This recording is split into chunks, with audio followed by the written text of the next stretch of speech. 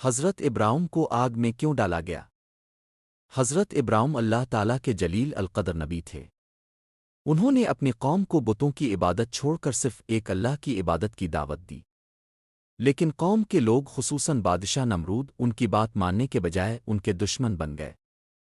انہوں نے ایک بہت بڑی آگ جلائی اور حضرت ابراہیم کو اس میں پھینک دیا، مگر اللہ تعالیٰ نے اپنی قدرت سے آگ کو حکم دیا، اے آگ، ابراہیم پر ٹھنڈی اور سلامتی والی ہو جا۔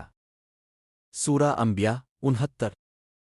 اللہ کے حکم سے آگ حضرت ابراہیم کو نہ جلا سکی بلکہ وہ بالکل صحیح سلامت باہر نکل آئے۔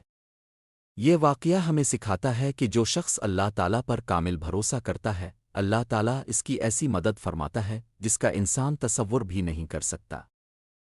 اگر آپ کو یہ دینی معلومات پسند آئی ہو تو ویڈیو کو لائک کریں، چینل کو سبسکرائب کرنا نہ بھولیں اور اپنی قیمتی رائے کمنٹس میں ضرور لکھیں تاکہ ایسی مزید ایمان افروز اور معلوماتی ویڈیوز کی نوٹیفیکیشن سب سے پہلے آپ تک پہنچتی رہے۔